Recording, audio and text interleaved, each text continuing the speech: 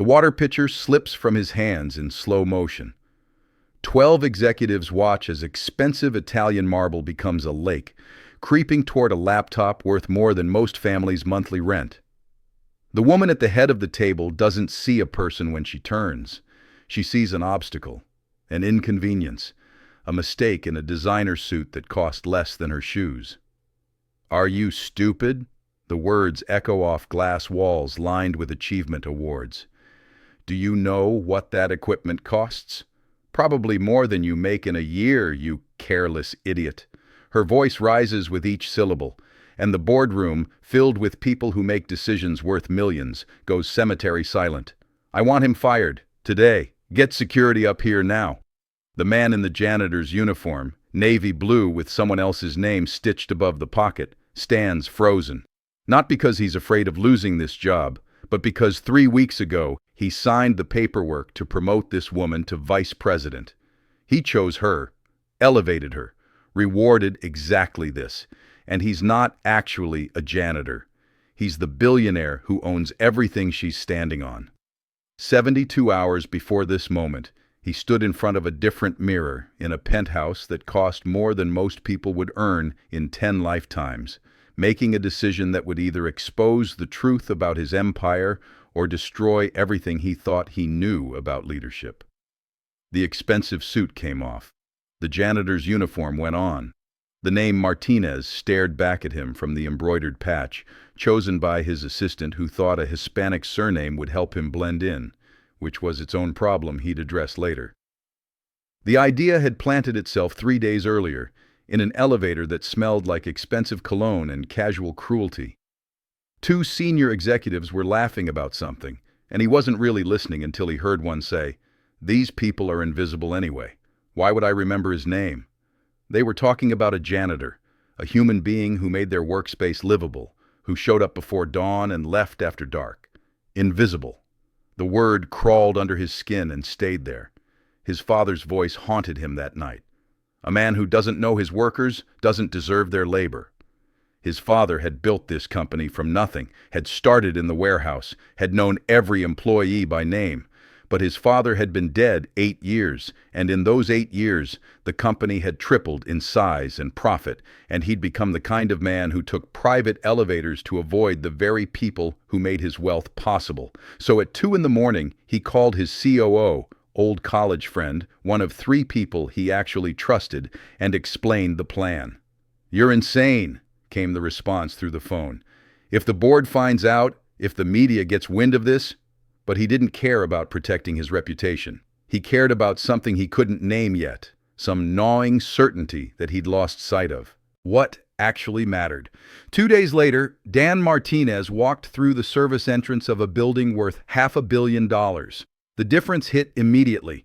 The executive entrance had marble floors and a coffee bar serving $19 lattes. The service entrance had concrete and flickering fluorescent lights, and a time clock that looked like it hadn't been updated since the 90s. A man in his late 50s looked up from a clipboard and smiled warmly. "You must be Dan. Welcome to the team. Been with the company 31 years myself." 31 years. 3 decades of showing up before dawn, of cleaning up after people who never learned his name. "Thank you for having me," he said, meaning it in a way he'd never meant a business pleasantry before. "Don't thank me yet," the older man replied with a knowing grin. "Wait till you see the executive bathrooms on 15. Those people act like they've never seen a toilet before." The first day humbled him in ways he hadn't anticipated. His back ached. His hands got raw. His expensive gym membership had apparently prepared him for nothing useful. But the physical work wasn't the hard part. The invisibility was. People walked past him without acknowledgement. They held conversations inches from his face as if he didn't exist. A middle manager knocked a full coffee cup off a desk and just walked away, calling over his shoulder, "Clean up when you get a chance." Not sorry. Not even acknowledgement that he'd caused the problem. Just an expectation that someone invisible would fix it. But there were moments of light. A young intern who couldn't have been more than 22 held a door open, looked him in the eye, and said thank you with genuine warmth. A mailroom clerk shared his lunch without being asked. First week is always the hardest. Sandwich? These small acts of humanity from people who probably didn't make much money themselves, who had no reason to be kind except that they were. He started keeping a mental list. People who saw him, people who didn't. And a pattern emerged that disturbed him more than he wanted to admit. The higher someone was in the company hierarchy, the less likely they were to acknowledge his existence. VPs walked past like he was a ghost. Senior directors stepped around him without breaking stride in their phone conversations. And then there was her. She first appeared on day 3, moving through the hallway with focused intensity that comes from carrying impossible expectations. He'd seen her file dozens of times, had personally reviewed her performance metrics. Director of Operations, being groomed for VP, youngest person in company history to reach that level. Her division's efficiency had increased 42% under her leadership. On paper, she was perfect. In person, she nearly collided with him because she was looking at her phone, and when he stepped aside to let her pass, she didn't register his existence. No apology, no acknowledgement, just continued walking like he was air. He told himself there had to be an explanation. She was busy, under pressure. He'd been exactly the same way before he inherited the CEO position. But over the next several days, he watched her interact with everyone around her, and a picture emerged he didn't want to see. Brilliant with executives, charming with clients, ruthless with subordinates. A young guy on the cleaning crew accidentally left a vacuum in the hallway while emptying a trash bin. Her voice carried down the corridor. "Whose equipment is this? This is a safety hazard and completely unprofessional." The young guy came running back, apologizing. Her response was ice. "I don't care about your excuses. Do your job properly or find another job." After she left, the young guy's hands were shaking. "I'm trying to get my engineering degree. I need this job. I can't afford to get fired." This was the person he'd chosen to lead a third of his company. This was who he'd decided deserved more power, more influence, more ability to shape other people's lives. He started paying closer attention, trying to understand. Watched her stay late every single night. Watched her eat lunch alone at her desk, always working, never resting.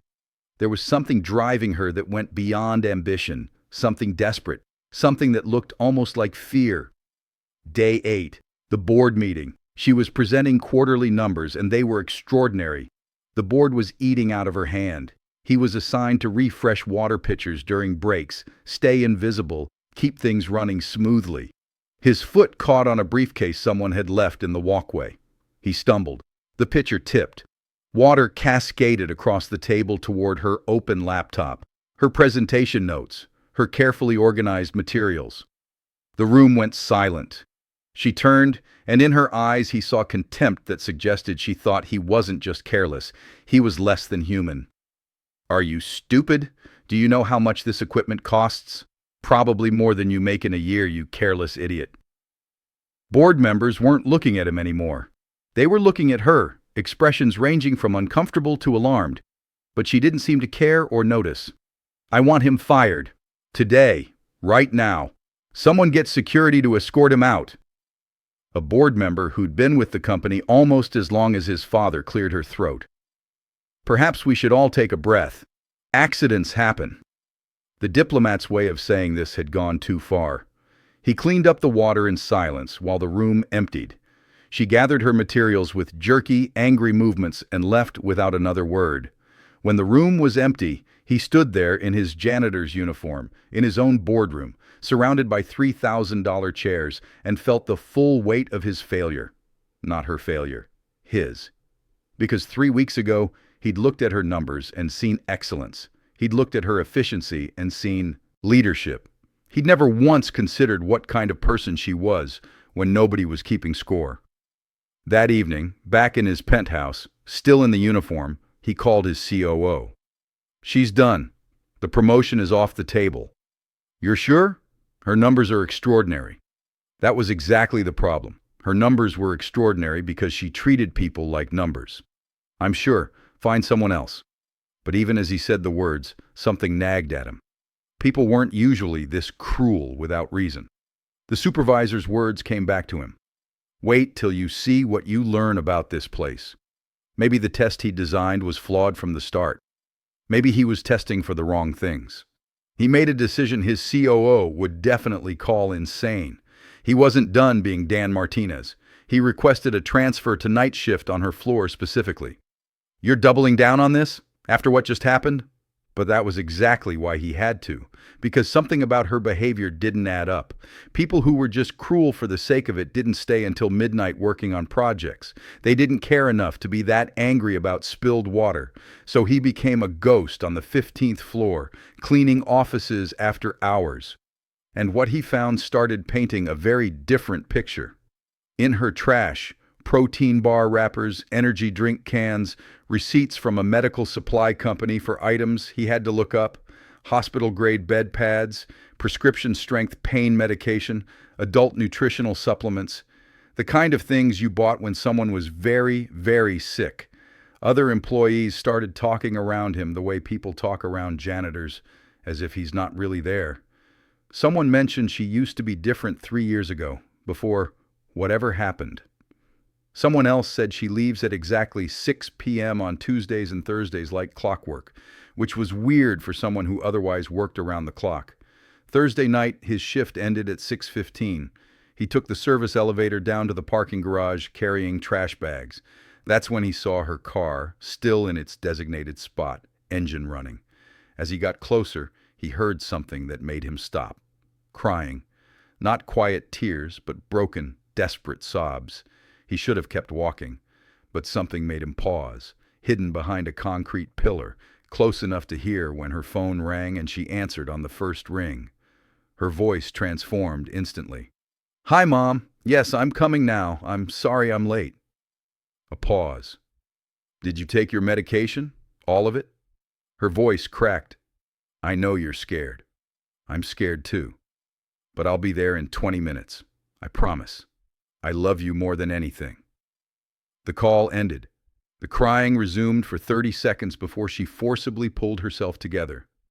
He heard her breathing exercises, heard her whisper, "You can do this. Just get through today." Then she drove away, and he stood there holding trash bags, feeling his entire worldview shifting. She wasn't cruel. She was drowning. And what had he done? Created a company culture where she couldn't ask for help, where vulnerability was weakness, where the only way to survive was to be harder, faster, more ruthless than everyone around you. The test hadn't exposed her character. It had exposed his.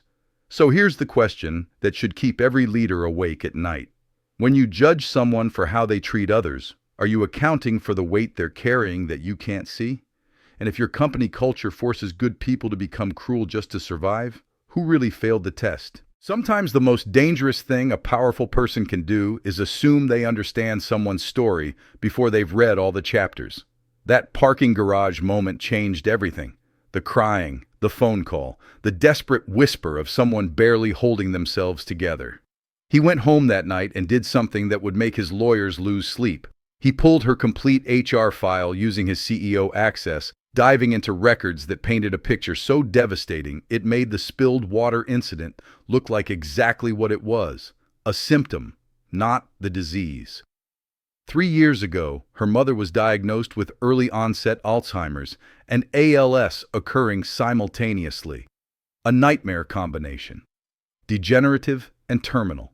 Her father had died 5 years before that. No siblings, no other family. She was alone, carrying the weight of watching her mother disappear twice. Once mentally, once physically. The medical bills were astronomical. She'd maxed out insurance, was paying out of pocket for experimental treatments, had taken out personal loans to afford private care facilities. She'd turned down a job offer from a competitor paying 30% more because she needed his company's health insurance.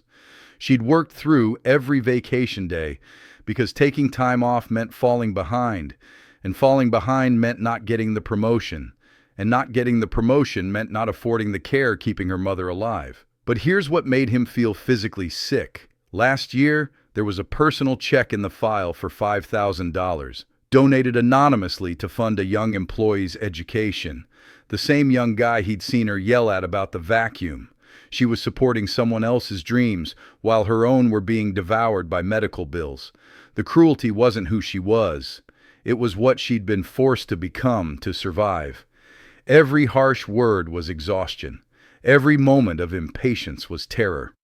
Every dismissive gesture was someone operating so far beyond their capacity that basic kindness felt like a luxury she couldn't afford. And he, the man who'd spent 3 weeks testing people's character, had created the exact system that turned good people into the villains of their own stories. Think about that for a moment. How many people in your life appear cruel or cold, and you've never once asked what weight they're carrying? How many times have you judged the symptom without diagnosing the disease? He should have called her immediately, should have fixed it right then. But his COO's voice played in his head from an earlier conversation. If you just throw money at this, she'll think it's pity. She'll never trust it. Never trust you. The gesture had to be bigger than one person.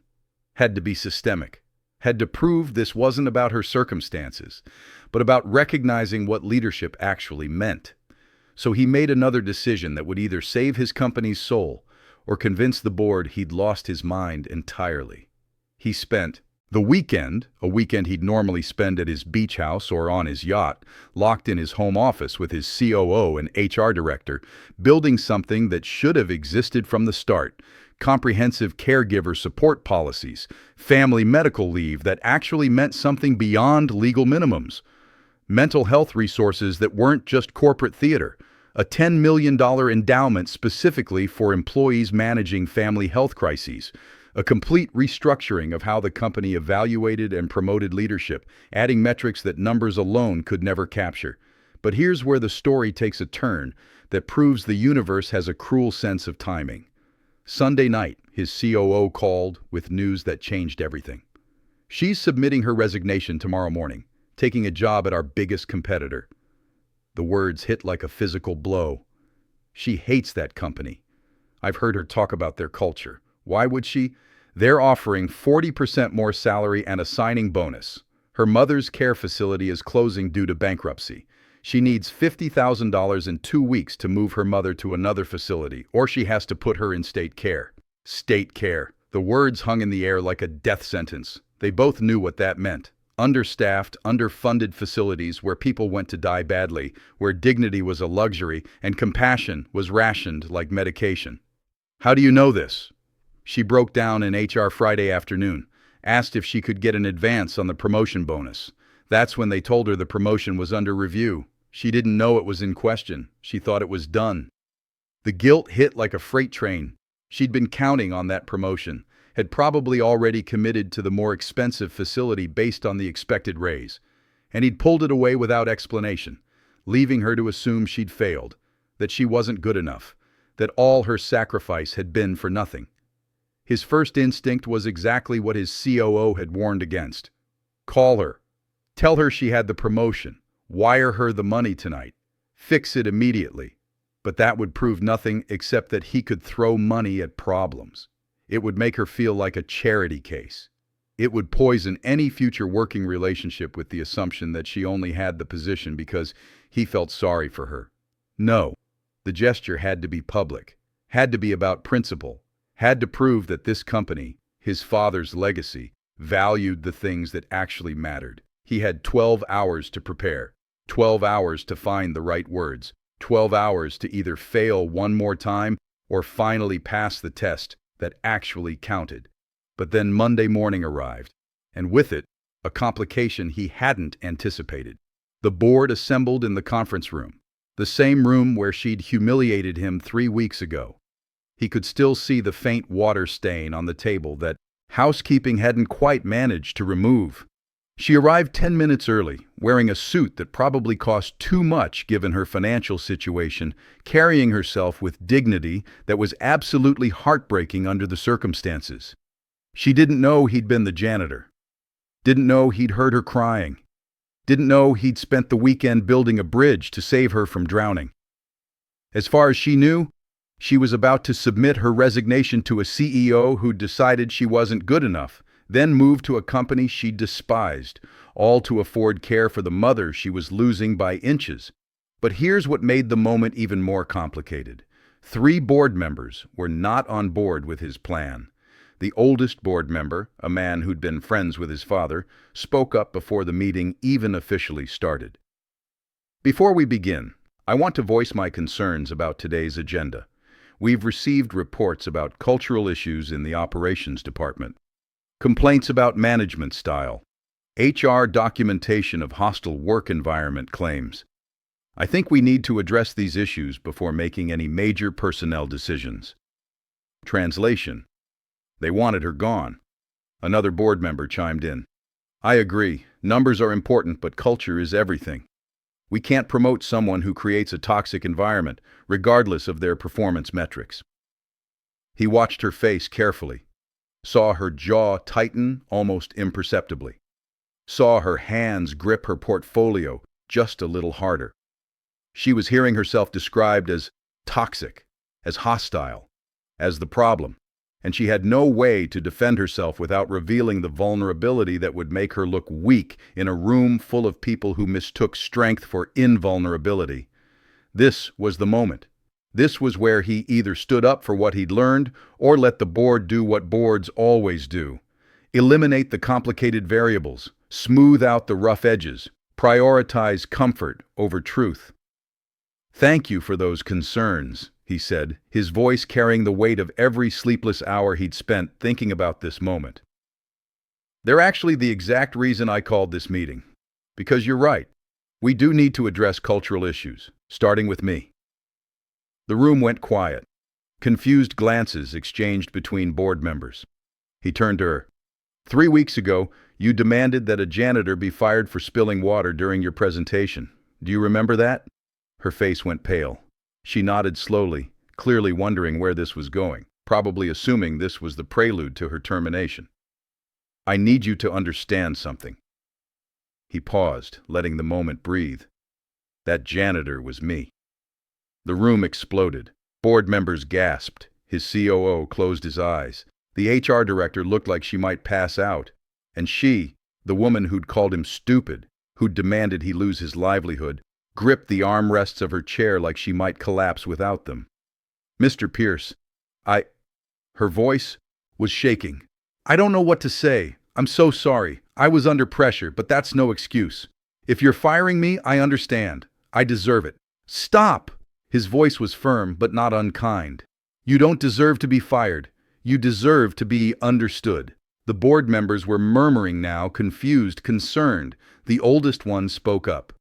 With all due respect, if she treated you that way, how can you possibly consider promoting her? And here was the moment of truth. The moment where he either took the easy path, blame her, replace her, maintain the status quo, or tell a truth that would make everyone in that room uncomfortable, including himself. Because I set her up to fail. The words landed like bombs. I created a system that rewards people for working themselves to death. That punishes vulnerability. That makes asking for help look like weakness. 3 years ago, her mother was diagnosed with Alzheimer's and ALS simultaneously. She's the sole caregiver. The medical bills are catastrophic. She's been working on empty for years, and instead of creating a support system that would help her, I created a pressure cooker that forced her to choose between her humanity and her mother's life. He watched her face, saw the moment she realized he knew, saw the tears she was fighting to hold back, saw the walls she'd built to survive start to crack. She was unkind to me, he continued. She was harsh, dismissive, cruel even. But you know what else she was? She was keeping her entire department running at 42% increased efficiency while working 16-hour days. She was donating money to help a young employee get his engineering degree while drowning in her own medical debt.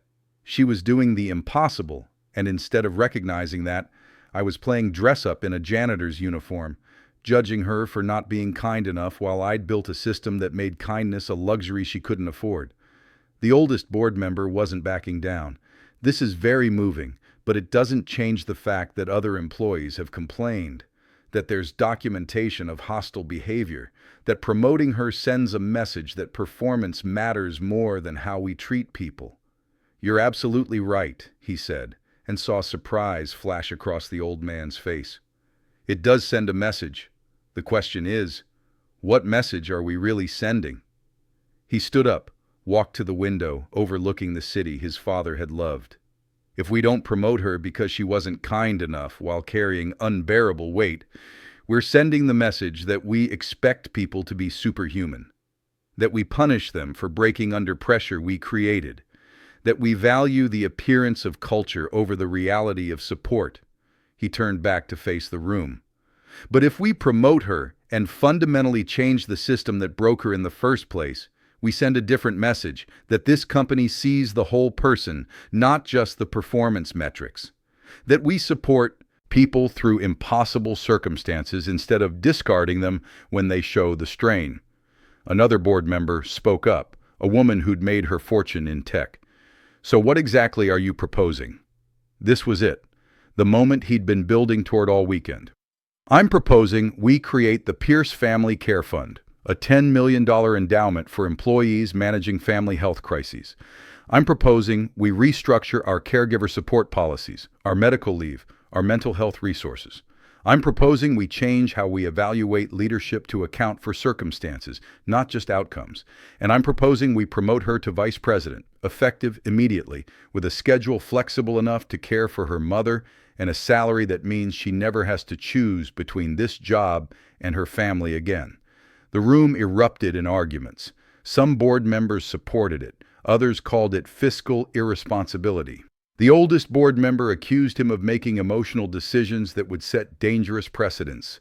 But through it all, she sat silent, tears streaming down her face, watching the most powerful people in the company argue about whether her humanity mattered more than their discomfort. Finally, he held up his hand. I have controlling interest. The decision is mine. But I want you all to understand why I'm making it. He looked directly at the old board member who'd been his father's friend. My father used to say that a man who doesn't know his workers doesn't deserve their labor. I spent 3 weeks getting to know our workers, and I learned something that should terrify every person in this room. We've built a company that breaks good people and then blames them for being broken. That ends today. He turned to her.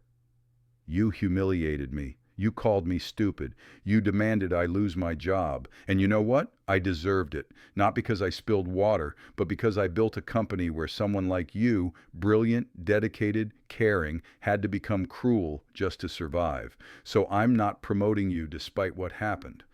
I'm promoting you because of what I learned from it. You're not the problem.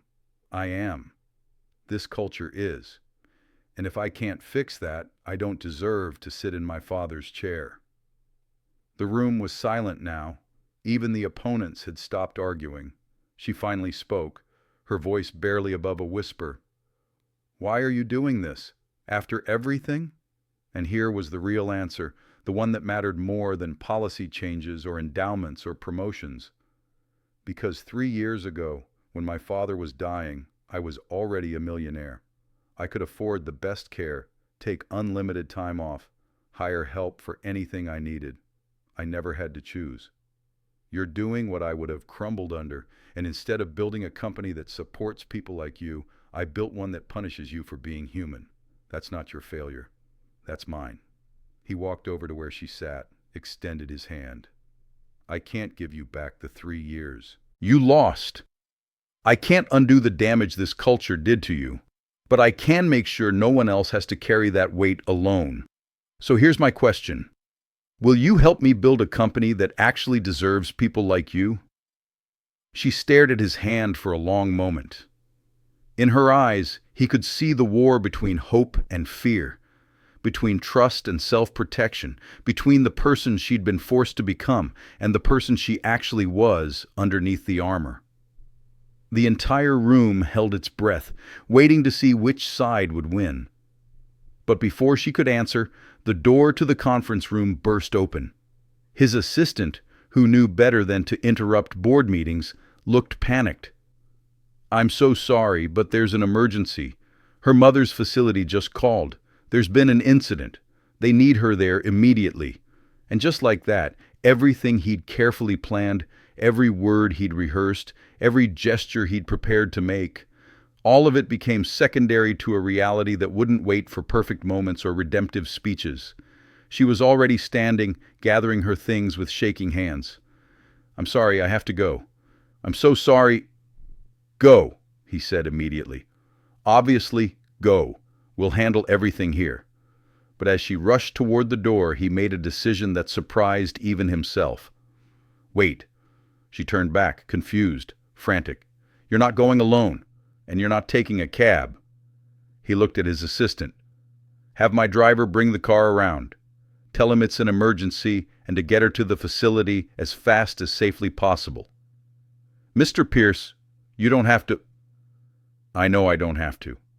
But here's what I'm learning.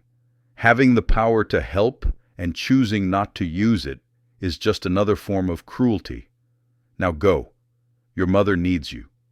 She left at a run, and he stood there in the conference room, surrounded by board members who were looking at him like they didn't quite recognize the man he'd become. The oldest board member spoke quietly. "Your father would be proud of you today." But as the words settled over him, a terrible thought occurred. What if the facility emergency was serious? What if all his grand gestures and policy changes came too late? What if she lost her mother before any of this actually mattered? And that's when he realized the real test wasn't whether he could change company policy or restructure benefits or promote the right person. The real test was whether he could live with himself if he'd had the power to help someone and waited too long to use it. So here's the question that should haunt every person with power. How many people are drowning right in front of you, and you're so busy judging whether they're swimming gracefully enough that you never think to throw them a lifeline? Would she even make it in time to say goodbye? That question haunted him as he stood in the empty boardroom, watching his driver's car disappear into city traffic. The board members had filed out quietly. His COO was handling the immediate policy implementations, and he was left alone with the weight of a realization that cut deeper than any business failure ever could. You can have all the power in the world and still be powerless when it matters most. But sometimes the universe offers grace in the moments we least expect it. 2 hours later, his phone rang. Her number. He answered before the first ring finished. "Is she... she's okay." Her voice was raw from crying, but steady. False alarm. She had a panic attack because a new nurse tried to give her medication she didn't recognize.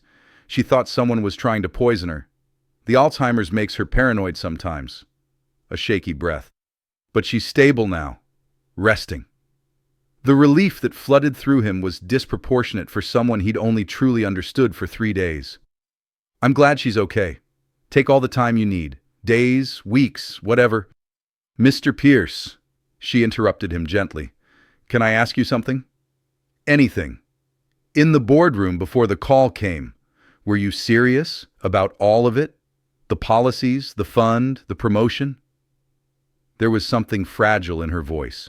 Something that sounded like hope wrapped in barbed wire, afraid to fully emerge. He didn't hesitate. "Every word. And I want you to know, it's not charity. It's not pity. You've earned that position 10 times over. I'm just sorry it took me 3 weeks in a janitor's uniform to see what should have been obvious from the start." Silence on the other end. Then, quietly, "I was horrible to you. You were drowning. There's a difference. Most people wouldn't see it that way. Most people haven't spent 3 weeks being invisible. It teaches you things about perspective that no business school ever could." He paused, then added something he needed her to understand. "I went undercover to test who in my company had good character, but the test exposed something else entirely. That I'd built a system that punished good character, that made kindness look like weakness, that forced people to choose between their humanity and their survival. You didn't fail my test. I failed yours." Another silence, longer this time. When she spoke again, her voice was thick with emotion. "My mother has good days and bad days. Today was bad, but 3 days ago, she was lucid for 6 hours. She remembered my childhood. We laughed. She was herself again." A pause. "Those moments are why I fight so hard. Why I couldn't afford to fail. Why I became someone I didn't recognize." You don't have to be that person anymore. I don't know how to be anyone else. And that, he realized, was the real work ahead.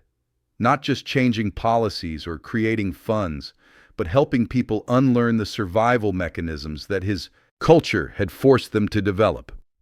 Then we'll figure it out together. Take the rest of the week. Be with your mother. When you're ready, we'll talk about what the VP role actually looks like, with boundaries that let you be both a daughter and a leader. Thank you. 2 words that carried the weight of 3 years of impossible choices finally becoming possible again. 3 months later, the company looked different in ways that couldn't be captured in quarterly reports. The Pierce Family Care Fund had helped 23 employees. The young guy from the cleaning crew was enrolled in engineering school, paid for by a scholarship program she'd helped design. The intern who'd quit over the hostile environment had returned after he'd personally called to apologize and invite her back.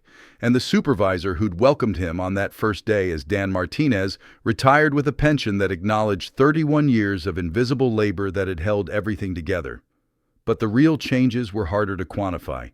You could see them in the way people moved through the hallways differently, less hunched, less afraid. In the way meetings started with check-ins about people's lives, not just status updates on projects. In the way the executive bathrooms were no longer pristine while the service areas crumbled, because he'd spent a week working facilities and learned exactly where the investment gaps were. He kept his promise about working 1 week per quarter in different departments, not undercover this time, openly, learning from people who'd been invisible to him. And something shifted in how employees saw leadership, not as some distant authority figure making declarations from on high, but as someone willing to understand their reality before making decisions about it. As for her, she transformed in ways that proved she'd never been cruel by nature, only by necessity. With the pressure valve released, with support systems in place, with permission to be human, the person she actually was emerged. Still demanding, still driven, still holding people to high standards, but now those standards included treating each other with dignity. Her department's efficiency didn't drop, it increased. Turned out people worked harder for leaders who saw them as humans, not resources. One Tuesday evening, he found himself at the care facility visiting her mother at her invitation. The older woman was having a good day, lucid and present. She took his hand with surprising strength. "My daughter tells me you saved her job." "Actually, she saved my company. I just finally noticed." The older woman smiled. "My late husband used to say that the mark of a good leader isn't how they treat people who can help them. It's how they treat people who can't." She squeezed his hand. "Thank you for learning that lesson. Some people never do." He thought about his father, about the legacy he'd almost destroyed by mistaking profit for purpose, about the test he'd designed to judge others that had ended up judging him instead, about the woman who'd called him stupid and turned out to be the wisest person in his company. Later, in the parking lot, she walked him to his car. "You know what's strange? I spent 3 years thinking I had to be ruthless to survive. Turns out I just needed permission to be human. We all did." She looked back at the facility, where her mother was safe and cared for, where she no longer had to choose between love and livelihood. "I've been thinking about something you said, about how you failed your own test." She turned to face him. "I don't think you failed. I think you designed the wrong test, realized it, and had the courage to admit it. That's not failure, that's growth." Maybe she was right. Maybe the real success wasn't in exposing other people's flaws, but in recognizing your own and doing something about them. Maybe leadership wasn't about being right from the start, but about being willing to change when you discovered you were wrong. He drove home that night thinking about invisible people and the stories we tell ourselves about character, about how easy it is to judge someone's behavior without understanding their burden, about how systems shape people just as much as people shape systems, and about how the most important test a leader ever faces isn't whether they can identify good people, but whether they can create conditions where good people can actually be good. The janitor's uniform still hung in his closet, a reminder of 3 weeks that changed everything. He kept it there not as a trophy, but as a question. Who am I when nobody knows who I am? And more importantly, who do I become when I finally understand that everyone, janitor, executive, director, intern, is fighting battles I know nothing about? The answer to those questions would define his legacy more than any profit margin ever could. So here's what I want you to do. Think about someone in your life you've judged for being cold, cruel, or difficult. Someone you've written off as just a bad person. Now ask yourself, what weight might they be carrying that I can't see? What system might be crushing them that I don't understand? And here's the harder question. If you have power, whether that's money, authority, influence, or simply the privilege of an easier life, are you using it to judge people for how they handle impossible situations? Or are you using it to make those situations less impossible? Drop your answer in the comments below. Because the truth is, we're all either building systems that break people or systems that support them. There's no neutral ground. So which one are you building? And if you don't like the answer, what are you going to do about it starting today? Hit that subscribe button if this story made you think differently about power, responsibility, and the hidden battles everyone around you is fighting. Because that's what this channel is about, not just billionaire stories, but the human truths that money and power reveal. And trust me, the next story will challenge everything you think you know about success. See you there.